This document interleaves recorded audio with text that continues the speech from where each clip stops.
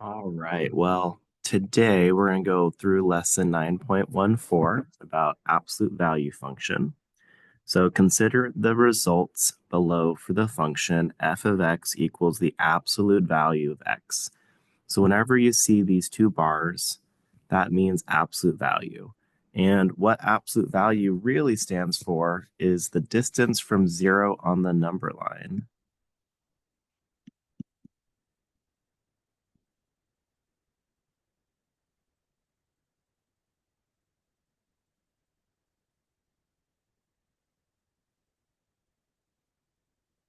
Now, usually when we see absolute value, people think, oh, it just turns everything negative. But there is a reason for it. And it's what I wrote down on the side right here, which distance can never be negative. No matter if you're walking forward, you're walking backwards, sideways, you're always moving in a positive direction, which means by making this the distance from zero, keyword distance, that means it's going to change any number within the function to be positive. So, for example, when we plug in -9 into the absolute value function, we get a +9. When we plug a +7 into the absolute value function, it will stay as +7. When we plug in a radical or square root, like square root of 2 into the absolute value function, it's going to stay positive. And in the last one, negative square root of 2, important that the negative is on the outside of the square root, that is also going to turn it positive. All right. So let's determine the missing inputs x or outputs f of x. Make sure that you list all possibilities. All right. Okay. So determine f of x equals 4. Well, what we're doing right here is the same thing as before. We have the function f of x equals the absolute value of x. And we want to say, well, if f of x is equal to 4, what are the possible x values?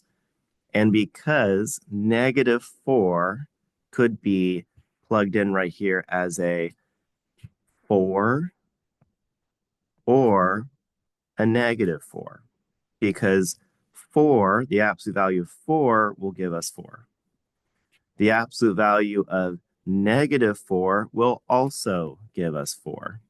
So x is going to be 4 and -4, though we really should put that in the correct order. So usually it's least to greatest. So -4 and 4 are the two possible answers.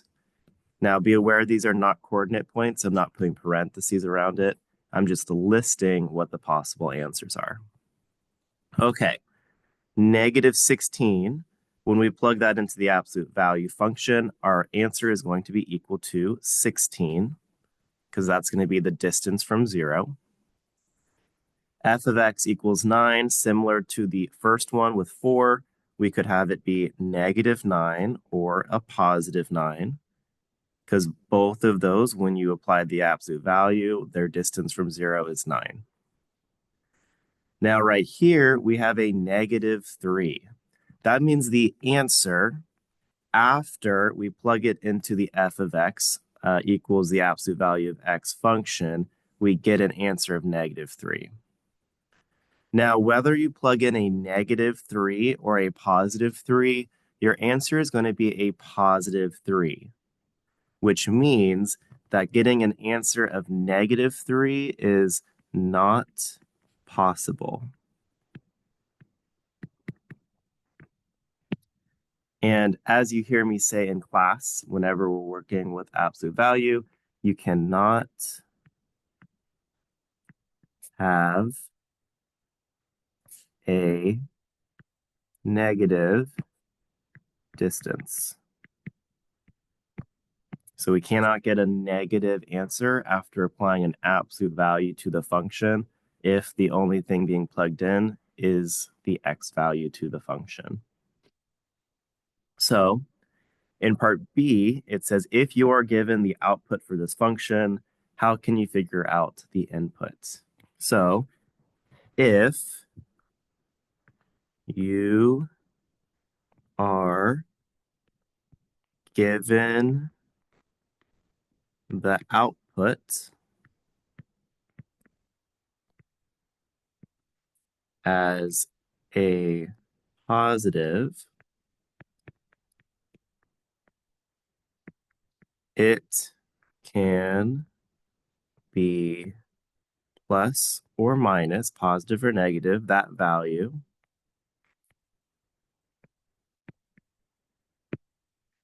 If given a negative output,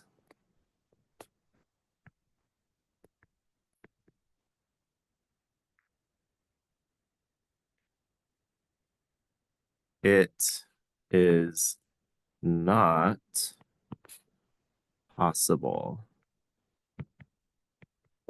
And we'll write it again. You cannot have a negative distance. All right. Moving on to number 2, it says make a complete graph of the function f of x equals absolute value of x. Make sure to include a table, include the domain x positive and negative values. So we can make an xy table. You can also call this x and f of x if you'd like to. This kind of keeps it similar to what we were doing above. And let's say we go from let's go -4 to 4 for this one. -4, -3, -2, -1, 0, 1, 2, 3, 4. Okay, so I am going to want you to go through and try and solve some of these before I go over it.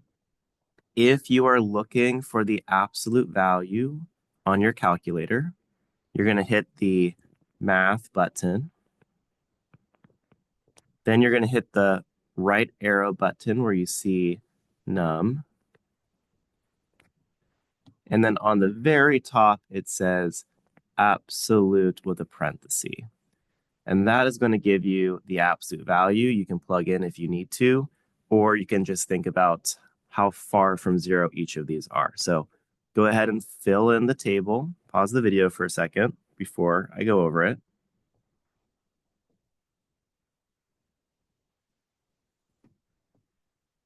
All right, I'm going to go through. So -4, distance from 0 would be +4, +3, 2, 1, 0, 1, 2, 3, and 4.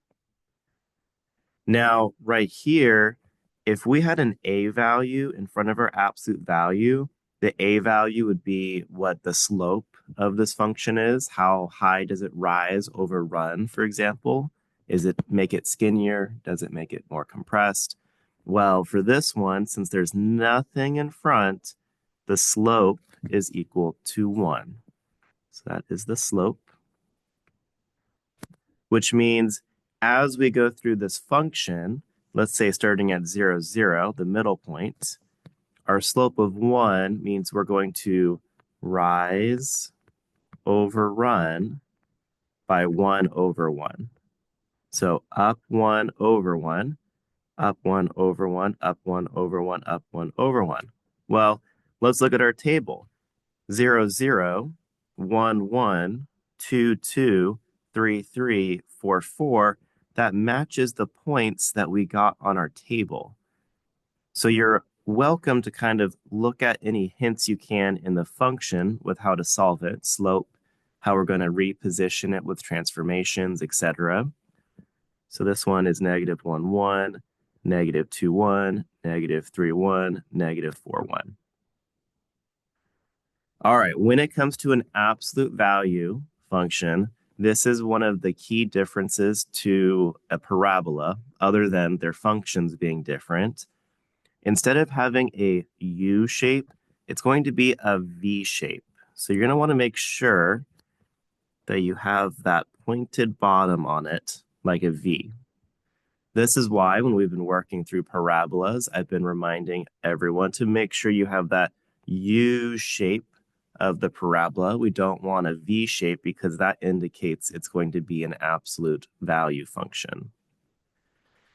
All right, describe the graph, domain, range, interval of increasing, interval of decreasing, x-intercepts, y-intercepts. So starting with A, the domain. Domain is going to be from left to right on the x-axis. My furthest left, if we see there is an arrow right here, which means I am going towards negative infinity. And on the right side, I also have this arrow here, which means I'm going towards positive infinity. So that's my domain. Range. Range is from bottom to top. My bottommost number, as you can see right here, is 0. And because we have a hard stop, we're not going further. You can point to this point specifically. That means we're going to be using a bracket because we're stopping at the point 0. And as we go up, both ends of our function are going towards infinity, which means the highest range on this graph will be infinity.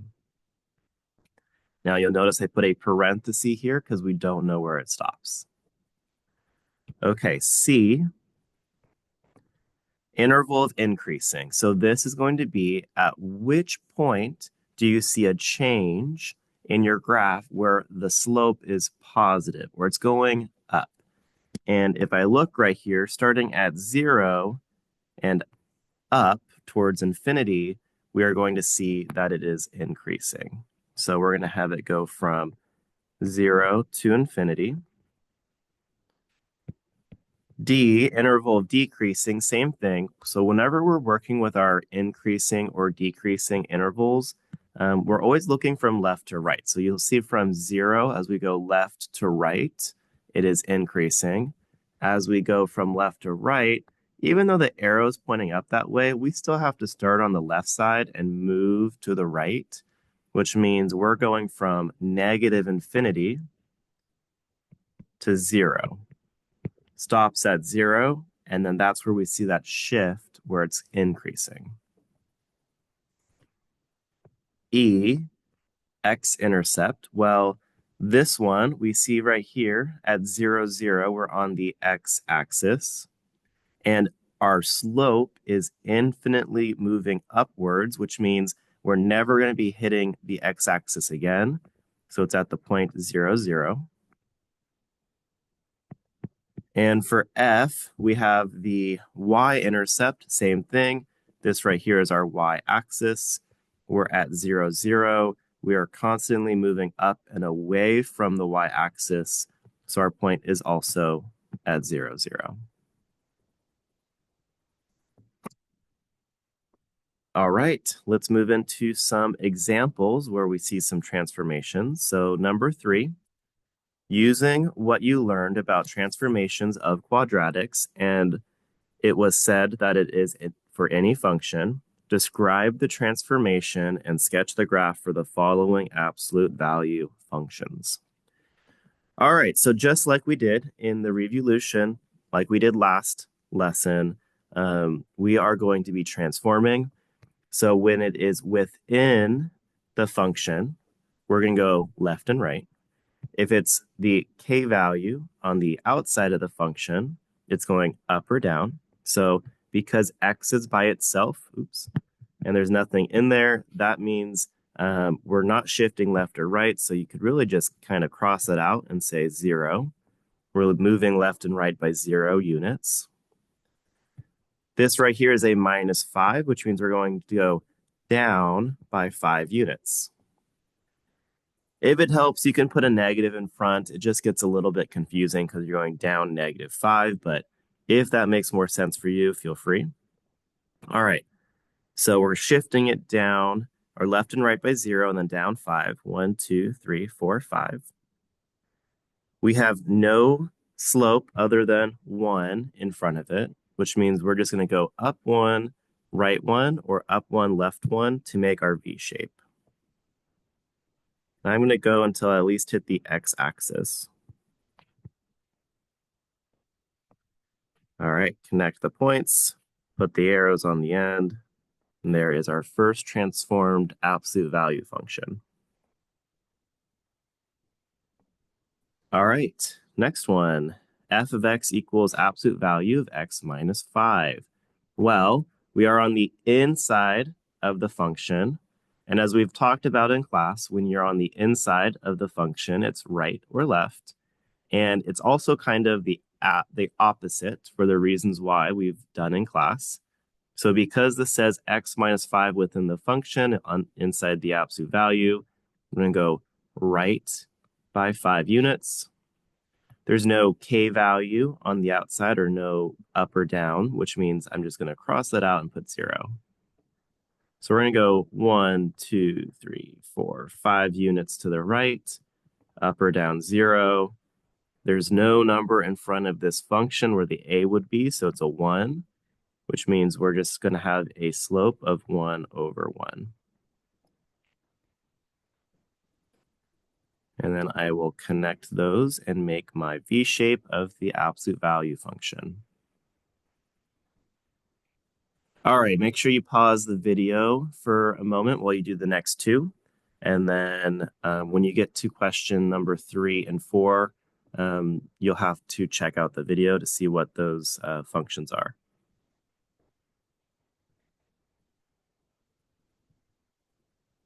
All right, so this one, we see that we have two transformations. Absolute value of x plus 4 means we're going to go left by 4 units. Net minus 2 on the outside of the absolute value means we're going to go down by 2 units, which means we're going to go left 1, 2, 3, 4, down 1, 2. There is the vertex of my graph. There's still no a value or slope in front of my absolute value, so our rise over run for the slope is 1 over 1. So up 1 over 1 in either direction. And I went enough points where I hit the x and y axis. That's just good practice in case I was asking for what the x and y intercepts were. All right, next one. Absolute value of x minus 1 plus 3. So we are going to the right by 1 unit. We're going to go up by 3 units. So right 1, up 1, 2, 3. Again, no slope that's other than 1. So we're going to go up 1 over 1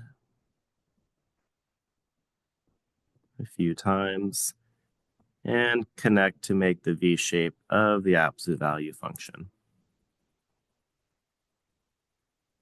All right. So, oh, never mind. Looks like the functions are already here. The graphs are just on the next page. So this one says stretch vertically by, and now we know it's a stretch vertically because our a value is greater than 1, which means that if an a value is greater than 1, it's going to stretch by 2. Whereas in this one, we see 1/4, and our a value is less than 1. So if you have a number like 1/4, 1/2, 0.5, 0.33, something like that, it's going to compress vertically. So by 1/4. All right, so I'm going to go down to the next page, and I'll rewrite the function just in case. We've got g of x equals 2 times the absolute value of x, and g of x equals 1/4 times the absolute value of x. Now, you could make a table. It is always a viable option to make a table if you're not sure where to start. But I'm just going to solve this by knowing the slope. Now, we did not transform it by shifting it left or right by any unit, so we're starting our vertex at 0, 0. Now, when there's a 2 in front, this means our slope or our rise over run is going to be 2 over 1, which means I will go up 2 units, right 1, up 2 units, right, oops, that was 3 units, up 2 units over 1, up 2 units over 1, and same thing on the other direction, up to left 1, up to left 1, and we still have the same V shape. It's just that this V shape is a little bit skinnier because we are going up at a faster rate than we're moving to the right or the left. Now, if we look at g of x of 1/4, same thing. We did not transform it left or right, which means our vertex of our function is going to be at 0, 0. And then our rise over run will be 1/4, which means from our vertex, I'm going to go up 1, right 1, 2, 3, 4. Up 1, right 1, 2, 3, 4. And let's do one more. Up 1, 1, 2, 3, 4. And then this one, up 1, left 1, 2, 3, 4. Up 1, left 1, 2, 3, 4. Up 1, 1, 2, 3, 4. And you'll see we've got a very wide V shape. Still a V shape, but it's a lot wider because we compressed it vertically. If you made a table for this, you could have done, -4 to 4. You just would have much smaller fractions that you were solving for it. Okay. So let's move on to question number 4. Using your knowledge of transformations of functions, absolute value, determine the equation for the graph. So we're going to do the opposite of what we did before. We are going to see that we have a graph right here, and we want to solve what the function is. So f of x equals. First thing I notice when I see this graph is it is downward or flipped. If it's downward or flipped, that means we are going to have a slope of -1. So we're going to have a negative slope. And I shouldn't say it has to be -1. We have a negative slope, which could be 1. And because in this situation, we're going down 1, right 1, down 1, right 1, down 1, right 1, down 1, left 1, the other direction, I know that the slope is going to be 1, which means for my equation, we're going to start with a -1 for the function. Or you could just put a negative if you want. All right, because it's a V shape, I know it's going to have an absolute value. So x plus or minus a number. Well, the way to find the HK is looking at where our vertex is. So our vertex is right here. And to get there, we went to the right by 2, and we went up by 4. The h value, or inside the absolute value function, will be left or right. Because it went to the right by 2, it's x minus 2. And because it's going up 4 on the outside, it's going to be plus 4. So it went right 2 units, and it went up 4 units.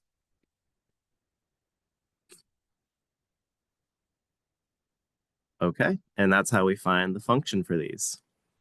So there's a few more functions, so go ahead, pause the video, try these out on your own, and then you can continue and resume the video.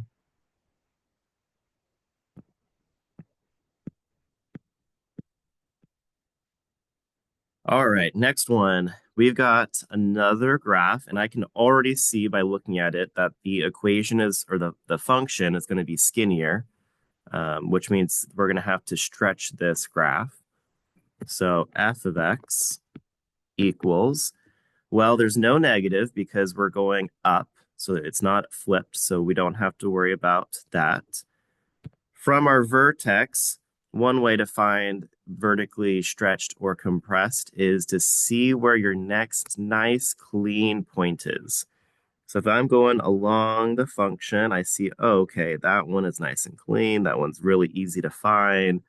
This one's really easy to find. Same on the other side. So let's count. 1, 2, 3, 4. So we went up 4 over 1.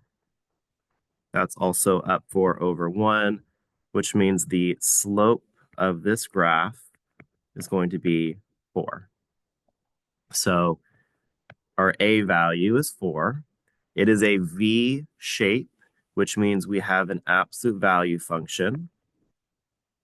The inside of the absolute value function will be left or right. Well, going from the origin of the graph, we went over 1, 2. Now we went to the left 2 units, which means inside the absolute value, it's plus 2. And then we went down 1, 2, 3, 4, 5, 6, 7, 8 units. So minus 8. And that was down 8 units. And just to practice, our vertex for this then would be at -2, -8. Because whenever it's down or left, those are negative.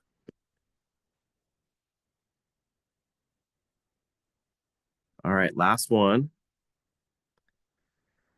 Graph the following. F of x equals 4 over 5, absolute value of x minus 2, minus 2. All right, so let's see. First thing I see right here, 4 over 5 is going to be our slope. So our slope is 4/5. Then right here, we have left or right. Because it is a negative within the absolute value, we're going to go right 2 units. And lastly, because we've got a -2 on the outside for k, we're going to go down 2 units. All right, so let's go from our origin. We go right 2, 1, 2, down 2, 1, 2. So here's my vertex at 2, -2. Slope is 4/5, which means we're going to rise by 4, run by 5. So up 4, 1, 2, 3, 4, run 5, 1, 2, 3, 4, 5, up 1, 2, 3, 4, right 1, 2, 3, 4, 5. Same here, 1, 2, 3, 4, this time left by 5, up 1, 2, 3, 4, left 1, 2, 3, 4, 5.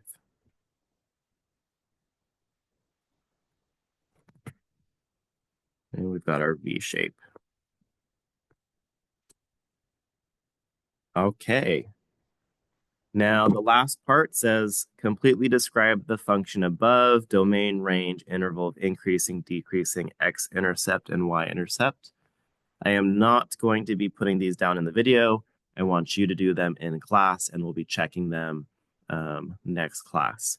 When you get to the x and y intercepts, you will notice right here in this function, the graph does not cleanly cross the x and y intercept.